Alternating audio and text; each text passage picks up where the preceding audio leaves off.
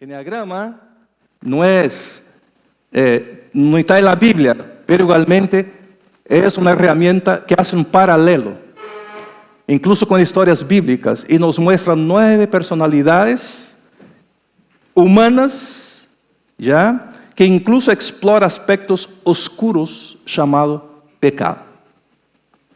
Y es el pecado que aleja a ti y a mí de tu esencia y de mi esencia plena. Y cada tipo está asociado a un pecado capital. No usaría capital, pero está asociado a un pecado. Y si tú y yo queremos ser sanados, crecer, progresar en la vida cristiana, yo te invito para que tú, en más de este mensaje, reflexione en la necesidad de buscar de Dios sanidad para varios tipos de pecados, conscientes o inconscientes, que nos impide de conocer al Dios Supremo. Y si tú te identificas con alguno de ellos, está bien. Espero que no te identifiques con todos, porque ahí quizás estaría mal, porque si nosotros decimos que Jesús ya vino, nos restauró, ya nos sanó, es decir, que nosotros ya no podemos tener 100% de errores y pecados que teníamos cuando estábamos en la oscuridad. Eso tiene que estar claro aquí. Y tampoco no es que alcanzamos la perfección. Estoy diciendo, si nosotros abrazamos a Jesús por el Espíritu Santo, día tras día, tenemos que ir santificándonos, dejando algunos vicios de carácter, algunos pecados, justamente porque abrazamos a un Dios que a través del Espíritu Santo nos está auxiliando y ayudando a crecer en Él. Por eso, autoconocimiento, a partir de un autoconocimiento, reconocer nuestras fallas, debilidades y pecados, y a partir de ahí, con la ayuda del Espíritu Santo, conocer a Dios como Él es. No en su plenitud, repito, conocer a Dios imposible en su plenitud, pero lo suficiente para que nosotros podamos gozar de la imagen y semejanza de Dios, como también fue predicado aquí otro día. Primero, perfeccionista.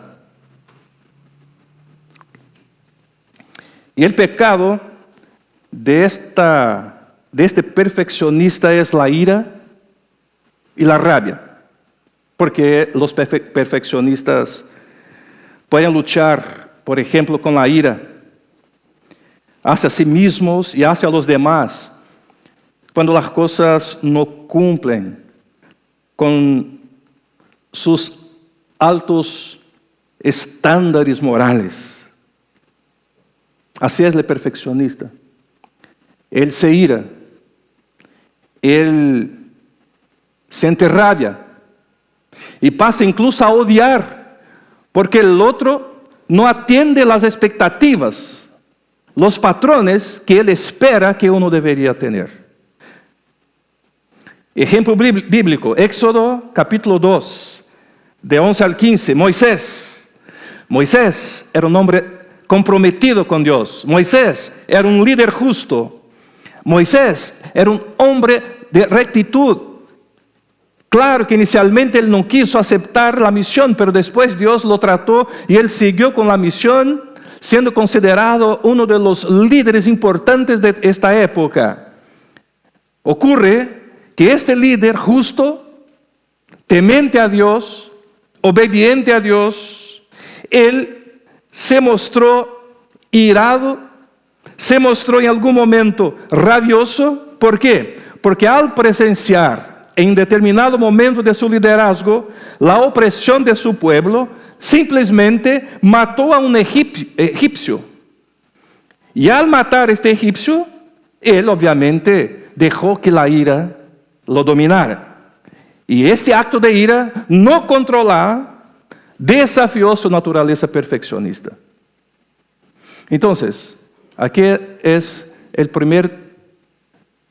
la primera personalidad de este enneagrama que está en la Biblia, el perfeccionista. Cuidémonos.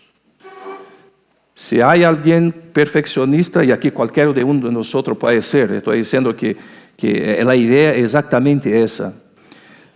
No es que está mal ser perfeccionista, está mal es irarse cuando la cosa no sale como uno quiere. Es un pecado. La Biblia no apoya la ira. La Biblia no apoya la rabia. La Biblia en ningún lugar de Génesis hacia Apocalipsis no apoya el odio. Entonces, en el nombre de Jesús está reprendido toda ira, todo odio que pueda salir de los corazones de los seguidores de Jesús.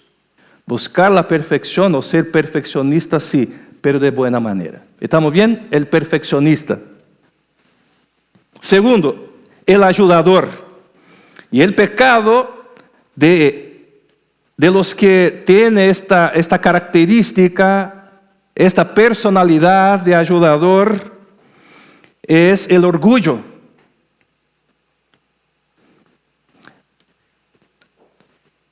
Se acuerden siempre del fruto del Espíritu y de la carne. También eso va a ayudar un poco en nuestra reflexión. Obra de la carne y fruto del Espíritu. Y mire que aunque los ayudadores sean personas compasivas, sean personas bondadosas, sean personas piadosas, ellos a veces pueden creer o caer en el orgullo al creer que son indispensables para los demás. Y a veces esperan reconocimiento por sus sacrificios. Así es, este tipo de ayudador que da lugar al pecado de orgullo.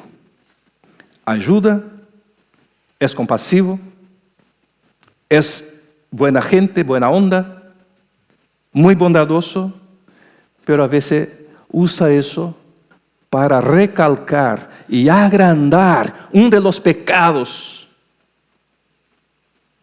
que la Biblia indica que es el orgullo. O por querer hacer lo que los demás hacen, él cae en este error del orgullo. Mira que uno de los ejemplos más drásticos, obviamente, es de Satanás. Satanás, originalmente un ángel celestial, un ayudador del coro celestial, llegó al punto de orgullarse, de querer ser como Dios. Y su orgullo lo llevó a rebelarse contra Dios y fue desterrado del cielo. Entonces, este es un ejemplo que muestra cómo el orgullo puede y lleva a la separación de Dios y puede llevar a la destrucción. El ayudador debe ser alguien tomado por el poder del Espíritu Santo que haga las cosas sin orgullo, sin esperar reciprocidad. El ayudador, desde el punto de vista de lo que estamos tratando, es una persona que es guiada por un don espiritual, que será bondadoso, será piadoso, será alguien que demuestra esta bondad para el demás, pero tranquilo, ahí estamos bien, sin dejar espacios para el orgullo.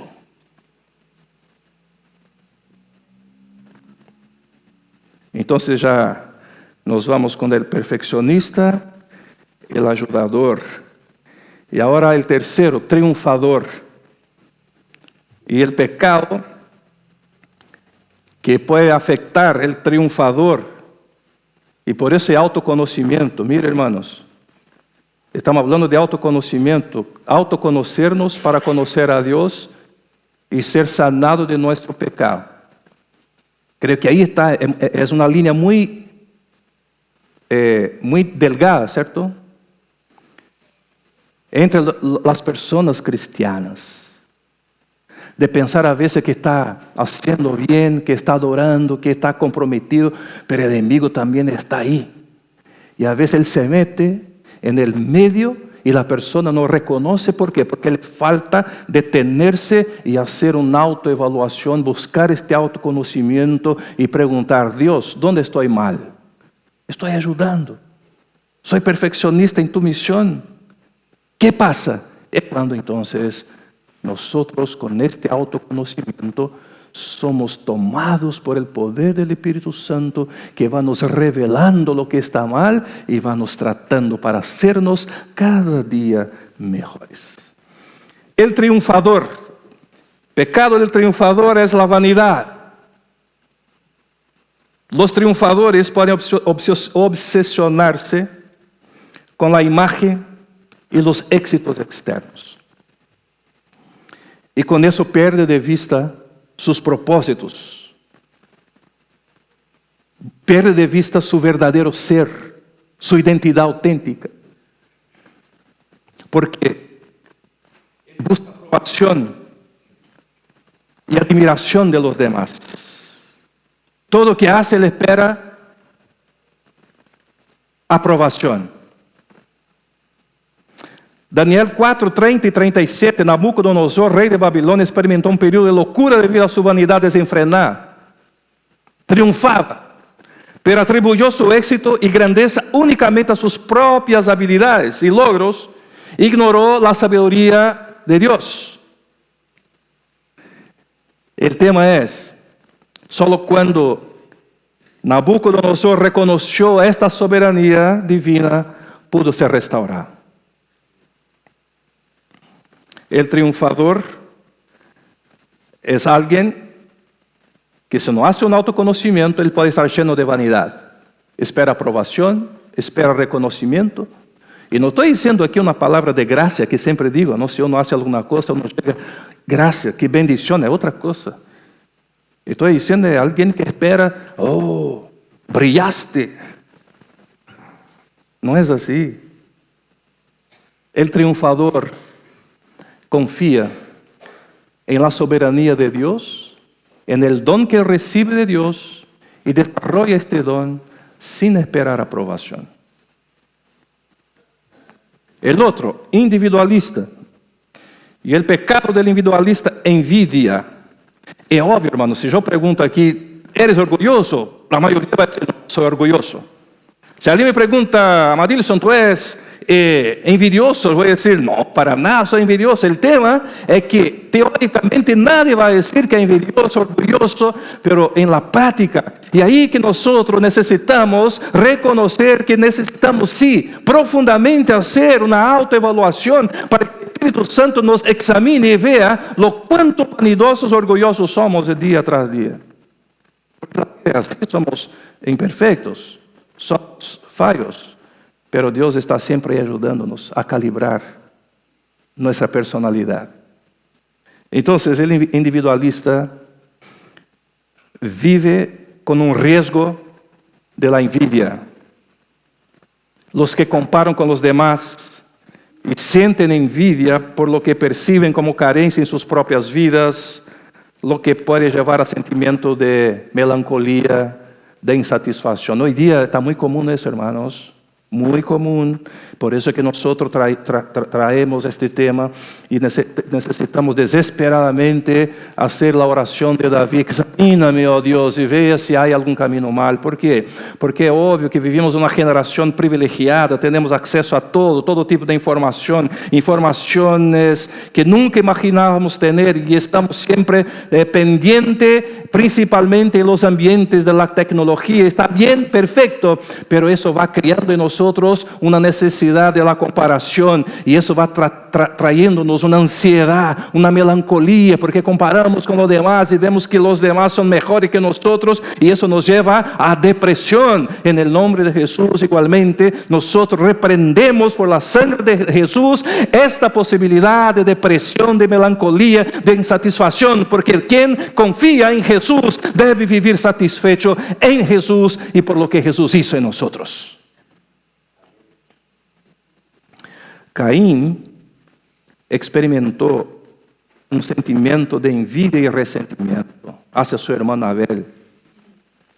Dios aceptó el sacrificio de Abel y no aceptó de Caín por alguna razón, es obvio. Y esta envidia lo llevó a cometer el primer asesinato de la historia,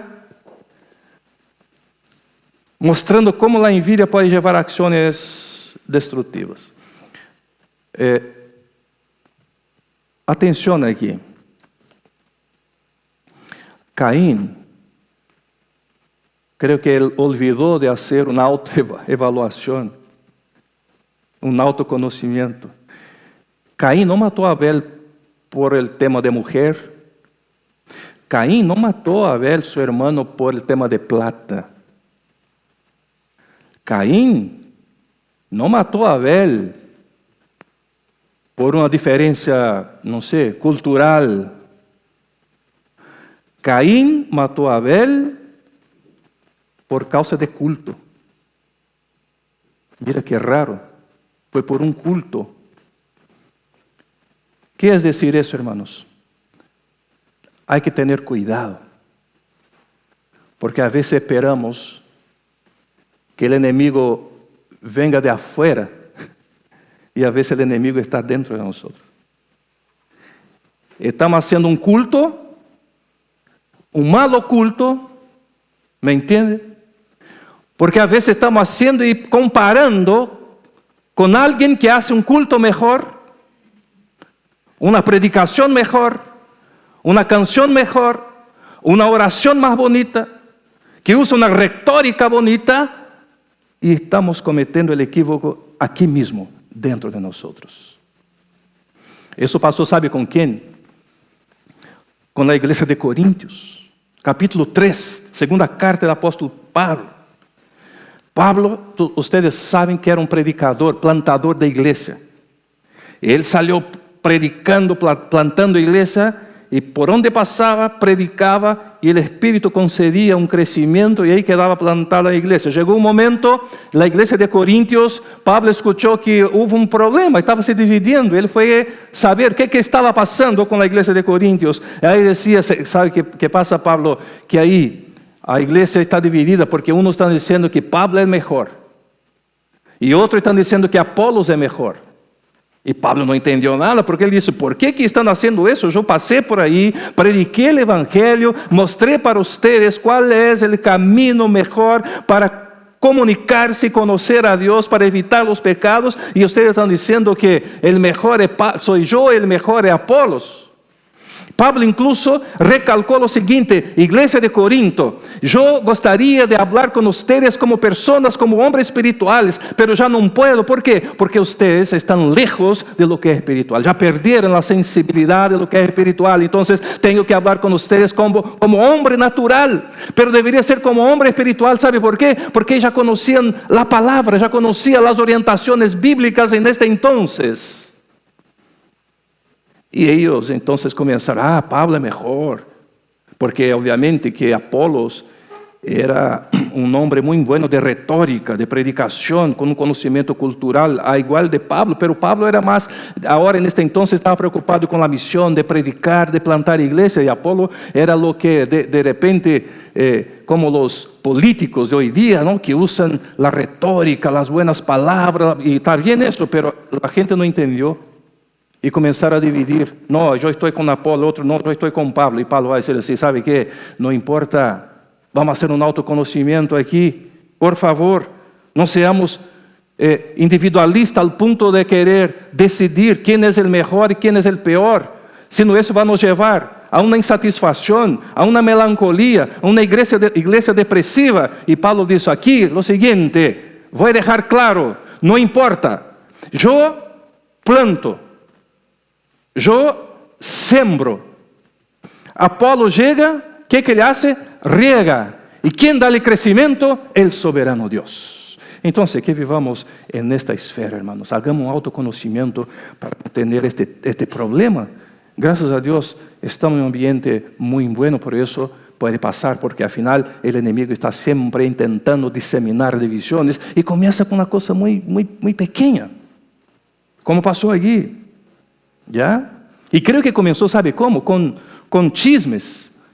Y Proverbio dice algo sobre chismes. Él dice así, el que anda en chismes descubre el secreto, mas el de espíritu fiel lo guarda todo. Provérbios 11. Y ve que ese texto no dice que el chismoso propaga mentiras, no. Dice que propaga información innecesaria que puede dañar la reputación del otro. Fue lo que pasó ahí. Ninguém estaba diciendo mentira. pero estaba instigando al otro a tomar partido de una cosa que no debería, porque al final, así como hoy, somos un cuerpo. Cada uno con su habilidad, con su capacidad, con su don, para la edificación del cuerpo de Jesús. El otro, el observador. Y aquí hay un pecado que es la avaricia. Aunque los observadores tienden a ser frugales, son conservadores en sus estilos de vida, sí, pero pueden volverse avariciosos al aferrarse en sus recursos y conocimientos como una forma de seguridad. Mira lo que pasó con Ananías y Zafira en Hechos capítulo 5. Ananías y Zafira cayeron en la avaricia al retener parte del dinero de la venta de su propiedad, mientras fingían dar todo para la iglesia.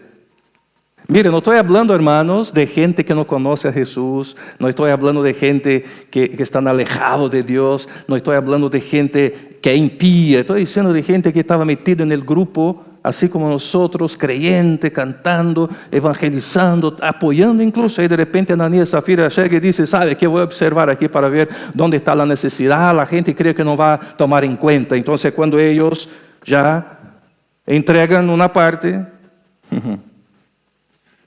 y fingían que daban todo. ¿Qué pasa? Que la avaricia, que es pecado de muchos observadores, fue castigada severamente por Dios. Y eso mostró, ¿sabe qué? Que la búsqueda excesiva de seguridad material puede tener consecuencias graves. Alguien podría decir, pastor, fue ahí en Hechos, hace mucho tiempo, hoy Jesús no toma en cuenta. No, Jesús toma en cuenta. Si no, no habría sido sacrificado. Él es bondadoso, amoroso, cuidadoso, perdonador. Pero también Jesús, así como Dios, es justo. Y Él está para tratar de nuestras injusticias, de nuestros posicionamientos pecaminosos que a veces cometemos como seres humanos. ¿Somos perdonados? Sí. ¿Somos tratados? Sí. Justamente para no repetir lo que muchos ya hicieron en la antigüedad y que hacen hasta hoy. Por eso que estamos tratando de recalcar sobre la importancia de reconocer y conocernos a nosotros mismos para evitar cometer equívocos que puede dejar a nuestro Dios triste. ¿Dios se entristece? Sí. Algunos dicen, no, Dios no se entristece porque Dios es igual, no, Dios se entristece. Incluso la Biblia dice que Dios tiene celo de nosotros, entonces es porque Él nos ama tanto que quiere que nosotros andemos en rectitud. El otro, el leal, ¿ya? Aquí el pecado de los leales es el miedo. Los leales luchan con la ansiedad y la desconfianza. Buscan constantemente seguridad y certeza en un mundo incierto. Ejemplo, Mateo 8, los discípulos en la tormenta. Discípulos experimentaron el miedo, ansiedad mientras estaban en la tormenta. Eran súper leales hasta ahí. Cada uno con su manera de vivir, con su personalidad, pero eran leales, digamos. Y ellos experimentaron esta ansiedad. Y a pesar de la presencia de Jesús en ellos, el miedo los llevó a dudar. Porque ellos tuvieron dudas del poder y el cuidado de Jesús. Y Jesús les reprendió por la falta de fe. Y ahí mostró cómo el miedo puede obstaculizar nuestra confianza en Dios. Los leales, nosotros que somos leales a Dios y al otro también, necesitamos pedir al Espíritu Santo que seamos leales sin tener miedo de lo que Dios puede hacer por nosotros. Si decimos que Dios puede, Dios puede. Si decimos que Dios libera, Dios libera. Si decimos que Dios cuida, Dios cuida. Si decimos que Dios en el Espíritu Santo nos bautiza, Él nos bautiza en el Espíritu Santo. Si decimos que Dios nos restaura a través del Espíritu Santo, tenemos que creer que Dios restaura a través del Espíritu Santo. No podemos quedar con duda, debemos ser leales hasta el final. Porque uno que es leal y duda no es leal. Y ese es uno de los pecados aquí de quien tiene esta personalidad. Y Dios quiere tratarnos, hermanos, no importa. Puede ser que tú ya te identificaste con alguno de ellos. Y yo creo que el Espíritu está aquí para tratarnos, para curarnos, para sanarnos y para llevar a otro nivel con Jesucristo. Amén. El entusiasta, el pecado del entusiasta está asociado a gula y la fugacidad.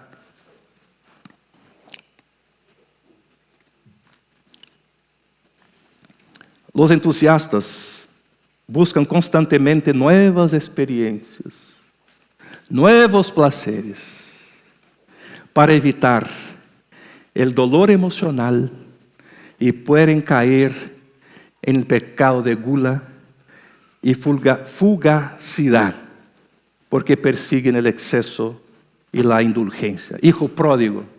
¿Qué hizo el hijo pródigo? El hijo pródigo, Lucas 15, buscó placer, buscó gratificación inmediata al exigir las herencias y gastarla en placeres sensuales, gastronómicos, que sea. Y su búsqueda de satisfacción lo llevó a una vida de derroche, a una vida de exceso, mostrando cómo la búsqueda excesiva de placer puede llevar a la ruina. El protector, pecado del protector, la lujuria, ¿cierto? O lujuria de poder. Los protectores pueden buscar el poder y el control sobre los demás, utilizando conocimiento, utilizando recurso financiero, utilizando fuerza y determinación para dominar su entorno. Samuel 15, Saúl como rey de Israel cayó en la lujuria del poder al desobedecer el orden de Dios. Dios dio una orden para decir, usted tiene que ir ahí y matar a los amalecitas o amalequitas. Él fue y mató casi todo, pero dejó uno y trajo el rey. Y Dios dice, yo pedí para hacer completamente, matar a todos. Y él dijo, no, yo dejé uno, porque él decidió hacerlo. ¿Me entiende? Su deseo de control y poder lo llevó a actuar con arrogancia, porque él quería tener el favor de los liderados. No, voy a matar, pero voy a dejar un vivo, porque quizás voy a dejar un vivo y la gente dice, oh, este es bueno, ¿eh? Pero Dios había dado una orden. Entonces, hermanos, cuando Dios te hablar, ¿Usted cree que Dios habla o no? ¿Sí o no? Dios habla por varias maneras. A través de una canción, a través de una predicación, a través de tu devocional. Si tú no haces devocional, si tú no adoras, si tú no escuchas la predicación, si tú no haces nada, es obvio que Dios no va a hablar. Claro, Dios puede hablar de muchas maneras. Puede llegar a 3 de la mañana, golpearte ahí y tú, ¿quién me tocó? Puede ser Dios, puede ser, yo creo en eso, hermano. Dios es extraordinariamente maravilloso. Lo que estoy diciendo es que si Dios te habla algo, si Dios te promete algo, si Dios se da una respuesta de algo, esté pendiente, porque temprano o tarde Dios lo cumplirá. Si Dios te pide para hacer algo, haga exactamente como Él está pidiendo, no haga a la media. No haga como tú quieres, haga como Dios quiere.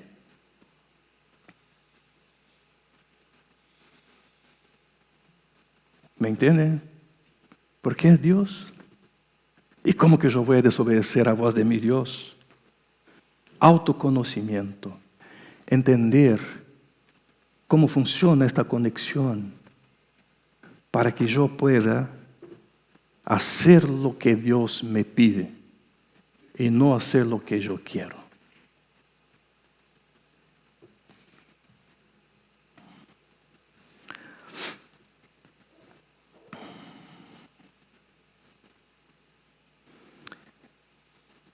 El pacificador, y el último, la pereza. Algunos de los pacificadores son personas pacíficas, armoniosas, y ellos a veces no les gusta confrontar, y eso pierde el sentido de identidad y propósito en el proceso. Parábola de los talentos. Y aquí va una vez más.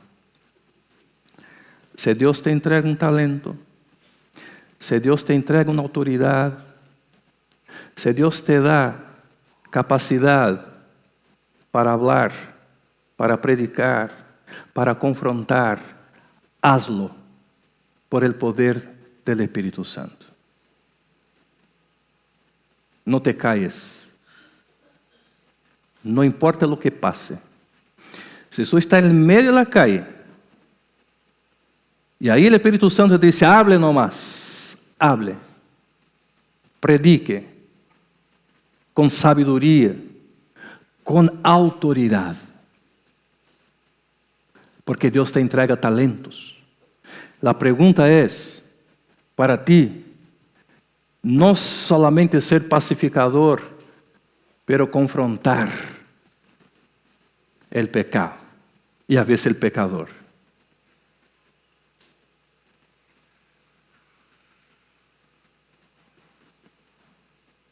Este es nuestro llamado. Autoconocimiento es como que pedir para Dios, Dios, ok, yo sé que soy todo eso aquí, un poco pacificador, un poco protector, un poco individual, etcétera, etcétera. Yo quiero que tú me sanes, pero úsame para hacer lo que tú quieres. No me deje cómodo. La iglesia fue llamada para hacer un gran movimiento en toda la historia. Y los movimientos comienzan por ti y contigo, que está aquí sentado en la Fernando Valenzuela 1175, en este horario, es para que salga de aquí y haga lo que tiene que hacer con el don que Dios te dio. Y con eso Dios va te limpiando, te sanando, y tú vas pecando menos. Alguien puede decir, ¿y es posible pecar menos? Es obvio que es posible pecar menos. Voy a repetir, hermanos. El Jesús que nos salvó, Él nos salvó para pecar menos, porque si no estamos perdidos. Ahora, pecar menos no es decir que no tenemos pecado. Pecar menos no es decir que somos perfectos. Nosotros estamos caminando para buscar una perfección que se dará cuando Jesús regrese. Pero lo que estoy diciendo es que cuando uno se autoconoce, busca siempre crecer, crecer, crecer. Así como los chicos, o como nosotros, cuando éramos jóvenes, fuimos a la universidad, estudiamos, fuimos creciendo, creciendo, nos tornamos profesionales, casamos, tuvimos hijos, los hijos hacen el mismo ciclo y van creciendo, estudiando, yendo a la escuela, a la universidad, tornam-se doctores, profesores, abogados, creciendo. La cuestión es, y nosotros, aparte de esa que es muy importante, que fuimos llamados para representar el reino de Dios en esta tierra, mi pregunta es, ¿lo cuánto tú estás creciendo? ¿Lo cuánto estás estudiando para crecer en tu vida cristiana? ¿Cuánto tú estás esforzando para ser lleno del Espíritu Santo? ¿Lo cuánto estás esforzando para hacer algo no mejor que nadie, pero diferenciado por el poder del Espíritu Santo? Esa es la pregunta. ¿Lo cuánto tú estás se deteniendo día tras día y orando así, Señor, quiero me autoconocer para conocerte a ti aún mejor y hacer lo que tú quieres que yo haga? Esa es la propuesta. Y concluye diciendo que los ejemplos bíblicos aquí, que ilustran cómo los diferentes tipos de personalidad pueden manifestar los pecados capitales en nuestras vidas. Ahora, la verdad es que ninguno de dichos pecados es peor o más pecaminoso que otro, no es así. Y ninguno está más allá de la redención que ningún otro, y Dios lo sabe todo. Sin embargo, también muestran cómo el perdón, la redención y la transformación están disponibles para todos a través de la gracia y el poder de Dios. Reconocer nuestros patrones de comportamientos y motivaciones pecaminosas es el primer paso, hermanos, hacia la sanación y crecimiento espiritual. Y quiero decir más, tú no eres simplemente un pecador. Yo no soy simplemente un pecador. Tú eres un pecador como decía en la predicación pasada, tú eres un pecador profundamente amado. Eso hace toda la diferencia. Tú eres sí un pecador, pero eres un pecador amado. Y como pecador amado, puede tener acceso a varios tipos de sanidad. Sanidad que te lleva a otro nivel. El Dios que va te sanando en sus debilidades, en sus falencias, en mis falencias. Es así que funciona. Y termino leyendo 2 Pedro 1, 5 hacia el versículo 11. Y mira lo que dice. Para nuestra edificación, para nuestro crecimiento, para nuestro fortalecimiento. Precisamente por eso, esfuércense por añadir a su fe virtud. Virtud, conocimiento. Al conocimiento, dominio propio. Al dominio propio, constancia. A la constancia, devoción a Dios. A la devoción a Dios, afecto fraternal. Y al afecto fraternal, amor. Y sigue diciendo, porque estas calidades, si abundan en ustedes, los harán crecer en el conocimiento de nuestro Señor Jesucristo y evitarán que sean inútiles e improductivos. En cambio, el que no las tiene es tan corto de vista que ya ni ve y se olvida de que ha sido purificado de sus antiguos pecados. Por lo tanto, hermanos, esfuércense más todavía por asegurarse del llamado de Dios, que fue quien los eligió. Si hacen estas cosas, no caerán jamás y se les abrirán de par en par las puertas del reino eterno en nuestro Señor y Salvador Jesucristo. Amén. Qué maravilla. Póngase en pie, por favor, hermanos.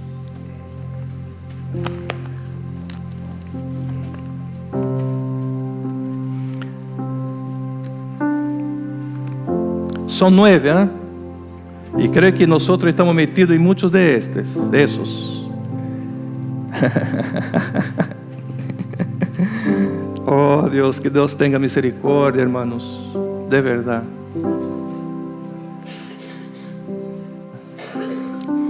Y el tiempo se acorta, despertémonos para una vida fraternal, una vida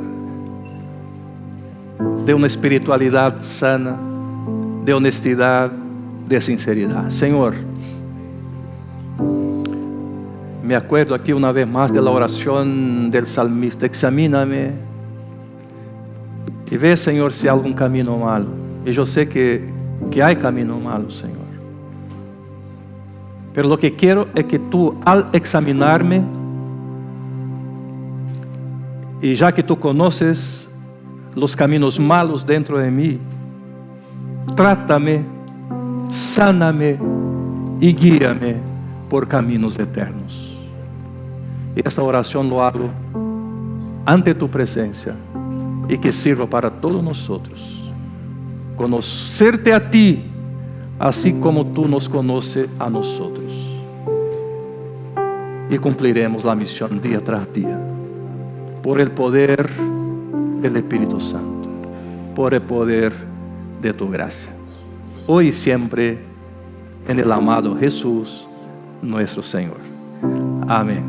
Dios les bendiga, hermanos.